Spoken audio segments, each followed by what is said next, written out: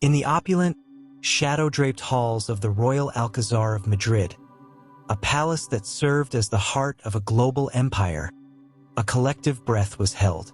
It was November 6, 1661.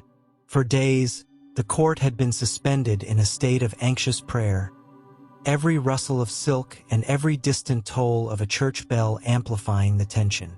Inside the royal bedchamber, Queen Mariana of Austria, niece to her own husband, King Philip IV, was locked in the throes of a grueling labor. This was not just any royal birth.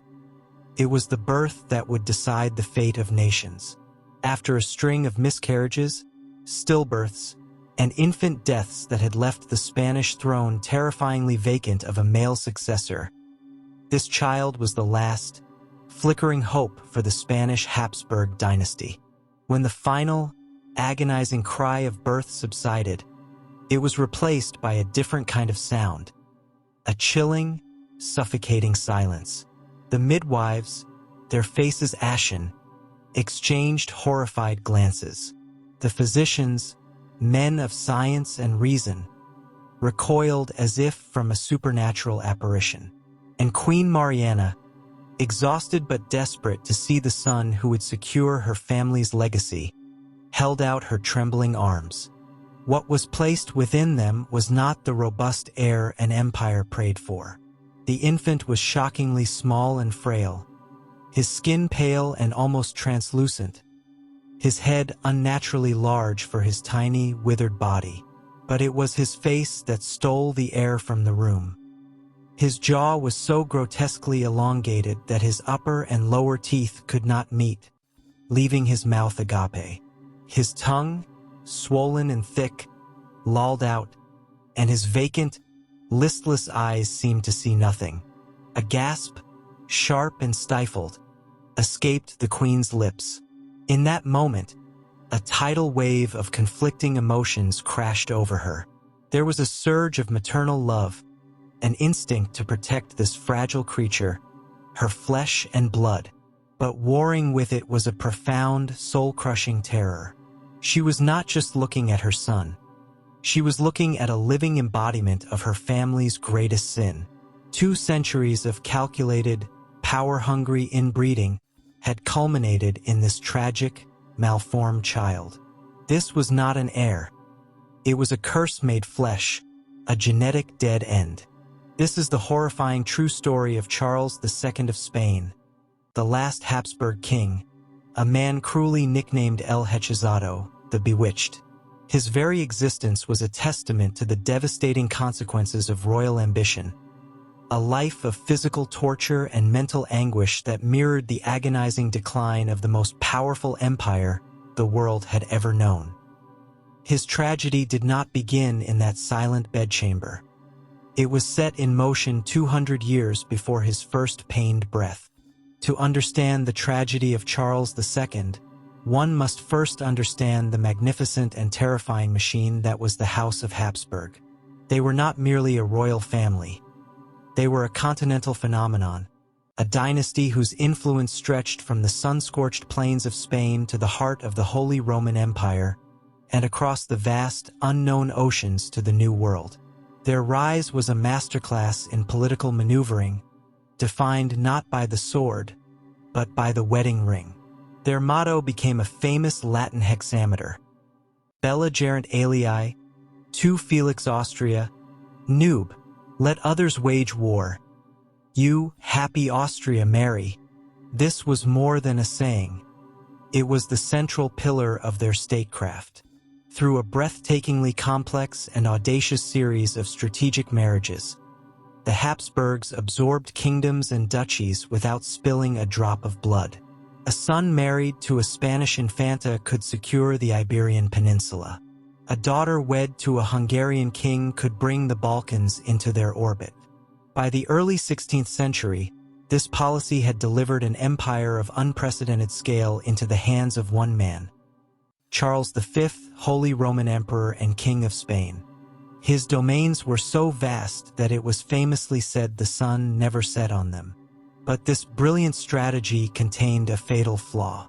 To keep this immense power and wealth consolidated, the Habsburgs turned their marital policy inward.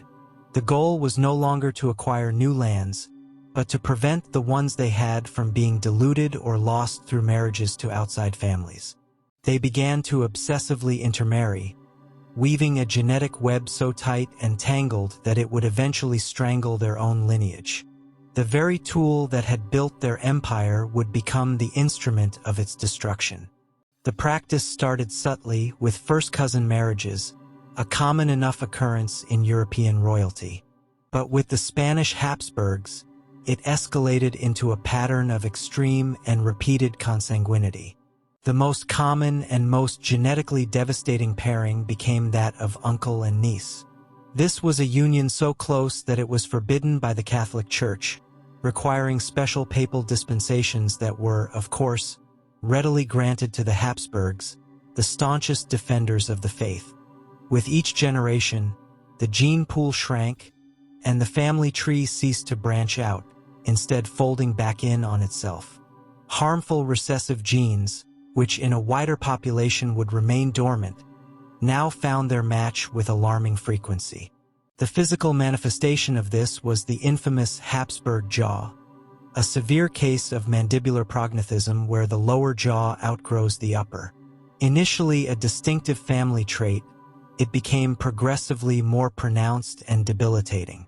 Along with the protruding jaw came a thick lower lip, a long nose, and a host of other less visible ailments. The lineage that led directly to Charles II is a chilling case study in this genetic spiral. His own father, Philip IV, had married his niece, Mariana of Austria, Charles's mother. This meant that Charles's grandmother was also his aunt. Of Philip IV and Mariana's 6 children, only 2 survived into adulthood. The infant mortality rate was staggering, a clear warning sign from nature that was systematically ignored in the name of political purity. Scientists and historians have since calculated what is known as the inbreeding coefficient, a measure of the probability that an individual will inherit 2 identical genes from a common ancestor. For the offspring of a first-cousin marriage, the coefficient is 6.25%. For Charles II, a product of generations of incestuous unions, his inbreeding coefficient was a staggering 25.4%, even higher than that of a child born to a brother and sister.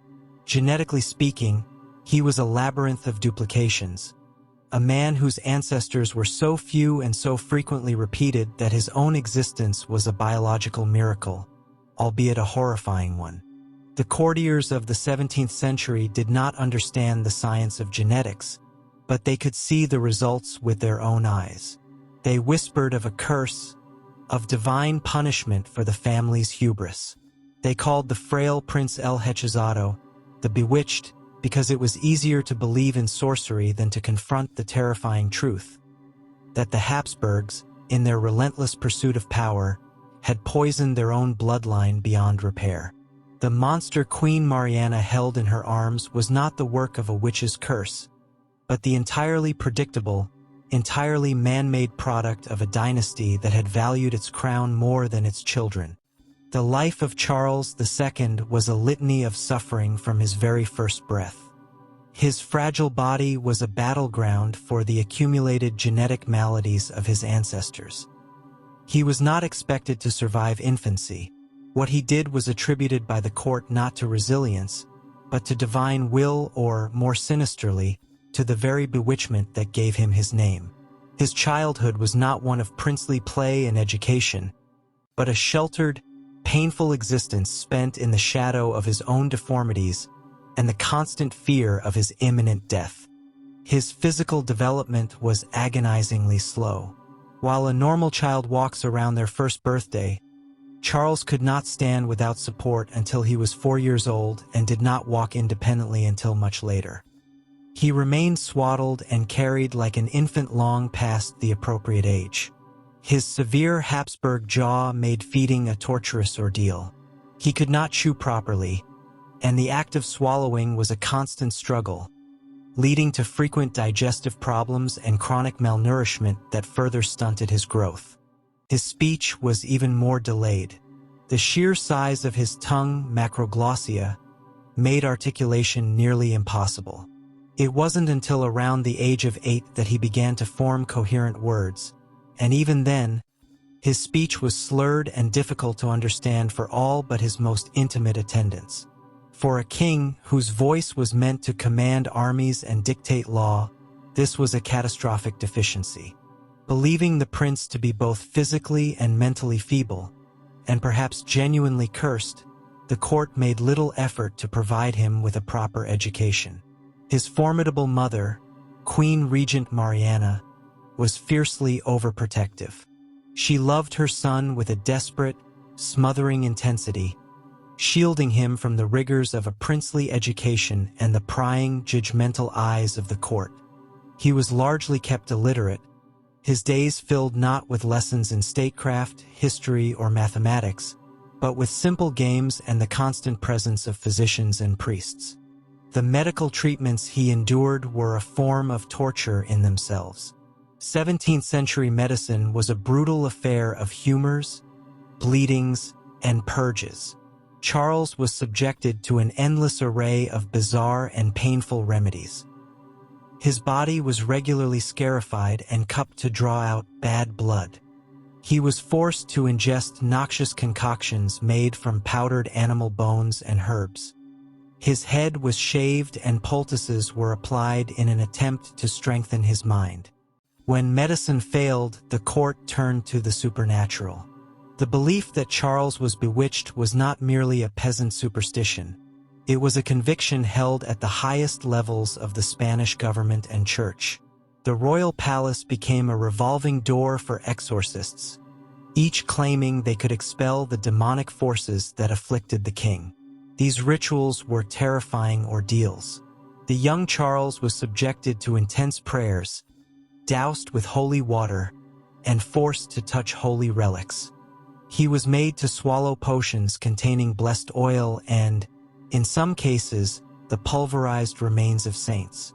These ceremonies, meant to heal his soul, only compounded the trauma inflicted upon his fragile mind and body. One of the most famous exorcists, Fray Francisco de la Cruz, concluded that the king was possessed by multiple demons as a result of a spell cast at his birth. These pronouncements only reinforced the court's fatalistic view of their monarch. Amidst this environment of pain and superstition, Charles grew into a timid, melancholic, and deeply dependent young man.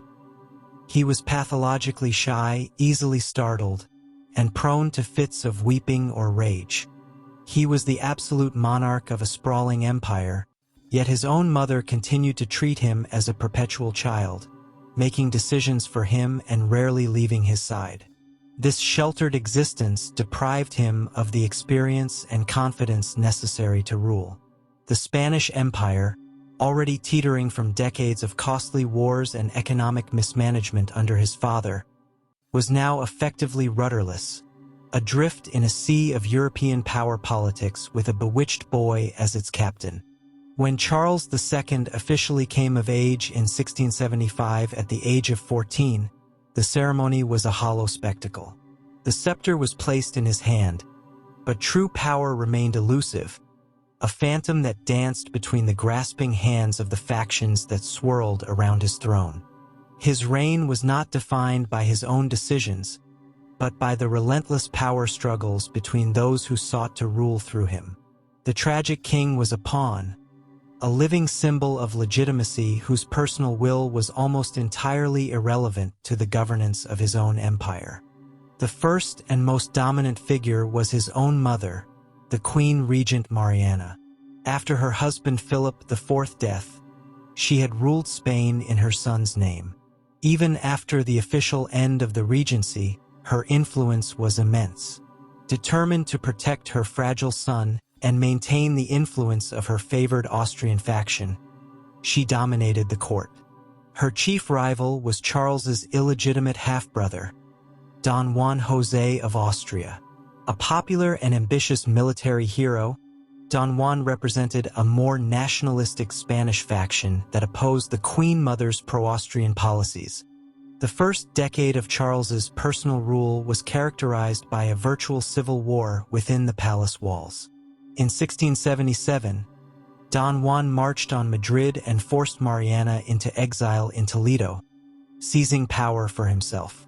For 2 years, he was the de facto ruler of Spain, but his sudden death in 1679 threw the government back into chaos. Queen Mariana returned from exile, her power restored, and the cycle of intrigue and instability continued. Throughout these years, Charles remained a spectator to his own life.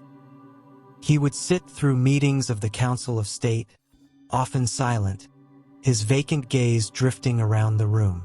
When pressed for a decision, he was known to break down in tears or simply defer to his mother or his chief minister. Documents requiring the royal signature were a particular challenge. Courtiers would have to guide his hand to produce a semblance of a signature, a practice that cast serious doubt on the legitimacy of royal decrees. While the court was paralyzed by infighting, the Spanish Empire was crumbling. The seemingly infinite flow of silver from the Americas, which had financed Spain's golden age, was dwindling. Decades of constant warfare had drained the treasury and exhausted the military. On the international stage, Spain was no longer the feared superpower it had once been. The rising might of France under Louis XIV posed a constant threat. During Charles's reign, Spain suffered a series of humiliating military defeats and territorial losses. The War of Devolution and the Franco-Dutch War saw Spain cede significant territories in the Spanish Netherlands to France. The once mighty Spanish armies were poorly equipped, poorly led, and unable to defend the empire's sprawling borders. Internally, the economy stagnated. The expulsion of the Moriscos, descendants of converted Muslims, in the early 17th century had crippled agriculture and skilled trades in southern Spain, and the economy had never fully recovered. Inflation, fueled by the influx of American silver, had impoverished the populace, while the nobility remained largely untaxed and extravagantly wealthy. The king, the supposed heart of this vast political body, was a dysfunctional and failing organ. His physical and mental incapacities were a perfect metaphor for the state of his empire. Impotent, decaying, and living on the glories of a bygone era. Foreign ambassadors sent back scathing reports to their home courts, describing a monarch who was more of a ghost than a man, a pathetic figure who presided over the slow, agonizing death of his own inheritance. The great Spanish Empire, the first on which the sun never set, was now sinking into a long twilight, and its king was powerless to stop the encroaching darkness. For all the political chaos and imperial decline, one issue came to dominate the Spanish court with an obsessive, frantic urgency: the succession. The survival of the Spanish Habsburg line rested entirely on the frail shoulders of Charles II. His ability to produce a healthy male heir was not a private matter. It was an affair of international importance, the key to preventing a catastrophic war for control of Spain's vast global territories. The pressure on Charles to marry and father a child was immense, leading to two tragic and ultimately fruitless unions that only served to highlight his profound physical inadequacies. His first marriage, in 1679, was to the French Princess Marie-Louise of Orleans, the niece of King Louis XIV. It was a political match designed to ease tensions between Spain and its powerful neighbor. Marie-Louise was by all accounts a vibrant, beautiful, and intelligent young woman, and her arrival at the grim, formal Spanish court was like a splash of brilliant color in a monochrome world. The contrast between the lively French princess and her infirm, melancholic husband could not have been starker. Despite the obvious challenges, a genuine affection reportedly grew between them. Charles was said to be utterly besotted with his beautiful wife, and Marie-Louise, though initially shocked by her husband's condition, treated him with kindness and compassion. The court watched their every move, dissecting every glance and whispered word for signs of a successful consummation and, hopefully, a pregnancy. But the months turned into years, and the royal nursery remained empty. The failure to conceive plunged the court into a state of panic and despair. The blame was publicly and cruelly placed on Marie-Louise. She was accused of being barren, and the French ambassador reported that the queen was in a constant state of melancholy, aware that her entire worth was being judged by her ability to produce a child from a man who was almost certainly impotent. Desperate remedies were employed. The couple was made to visit holy shrines, pray to saints known for their fertility, and consume dubious medical potions. Nothing worked.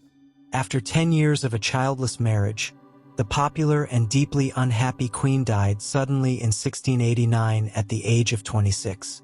Though her death was likely due to appendicitis, rumors of poison swirled through the court, with suspicion falling on the pro-Austrian faction, including the Queen Mother Mariana, who feared French influence. The need for an heir was now more desperate than ever. A second marriage was hastily arranged. The chosen bride was Maria Anna of Neuburg, a German princess from a famously fertile family.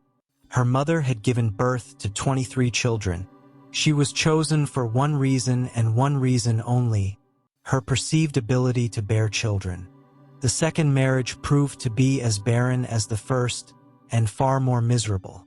Unlike the gentle Marie-Louise, Maria Anna was ambitious, domineering, and openly contemptuous of her husband's inadequacies. She feigned pregnancies to gain political influence and constantly schemed with her favored German faction at court. The atmosphere in the palace became toxic, filled with the bitter recriminations of a disappointed wife and the despair of a king who knew he could never fulfill his most fundamental duty. The charade of trying to produce an heir continued. Exorcisms were once again performed on the king, this time with even greater intensity, as priests tried to drive out the demons they believed were rendering him sterile.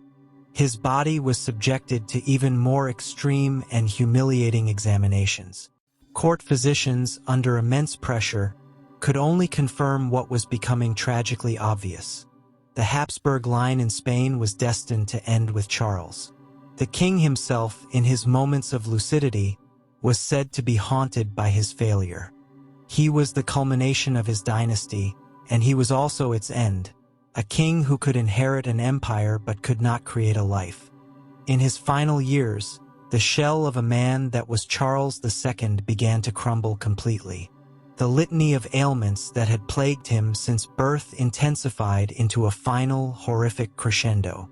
He suffered from constant fevers, debilitating stomach pains, convulsions, and premature senility. By his late 30s, he looked like a decrepit old man. He was almost completely bald, his few remaining wisps of hair having turned white.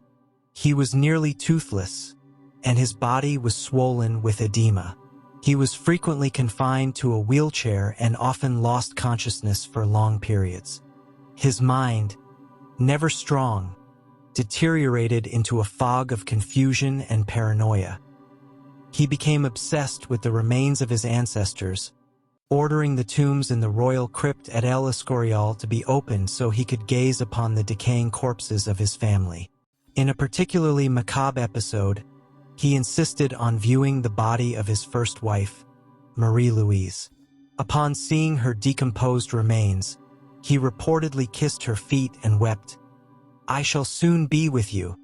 As the king's life ebbed away, the political vultures began to circle. The question of who would inherit the Spanish Empire was the single most important issue in European diplomacy. Two main claimants emerged, both with strong dynastic ties to the Habsburgs. The first was the French claimant, Philip, Duke of Anjou, the grandson of Louis XIV and Charles's half-sister, Maria Theresa. The second was the Austrian claimant, Archduke Charles, a member of the Austrian branch of the Habsburg family. The prospect of either France or Austria gaining control of Spain's vast territories threatened to completely unbalance the European power structure. The Spanish court was a hotbed of intrigue, with a pro-French faction, led by Cardinal Portocarrero, and a pro-Austrian faction, led by Charles's wife, Queen Maria Anna, battling for influence over the dying king. The final will of Charles II became the ultimate prize. In his final days, barely conscious and in immense pain, the king was pressured by Cardinal Portocarrero and the pro-French party. They convinced him that a French successor was the only way to keep the Spanish Empire intact and prevent its partition by foreign powers.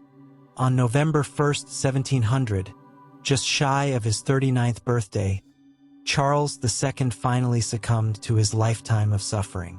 An autopsy was performed, and the report provided a gruesome final testament to the horrors of inbreeding.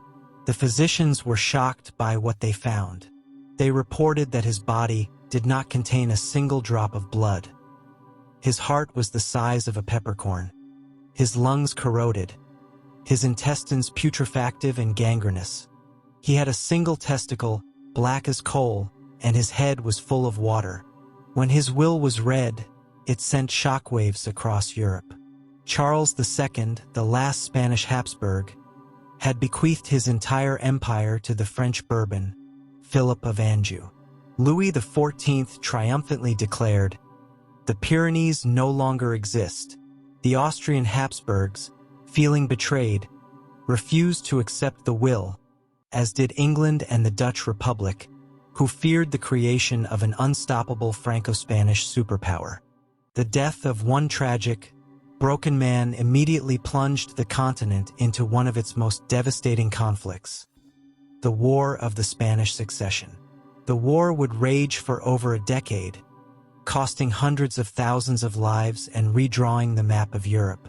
The great empire that the Habsburgs had so carefully built through marriage was ultimately torn apart by a war caused by the failure of that very same strategy. The story of Charles II is more than just the biography of a failed king. It is a profound and chilling historical lesson. He was not a tyrant or a villain. He was, from the moment of his conception, a victim. He was the final, tragic product of a dynastic strategy that prized political power above all else, even above the fundamental laws of nature. The Habsburgs had treated their own bloodline as a political tool, and in doing so, they had engineered their own extinction. Charles II's life was one of relentless physical and mental torture, a living embodiment of the sins of his fathers. His deformed body and enfeebled mind were a constant public spectacle of his dynasty's decline. He reigned but never ruled, a puppet monarch whose strings were pulled by ambitious courtiers and foreign powers who saw in his weakness an opportunity for their own gain.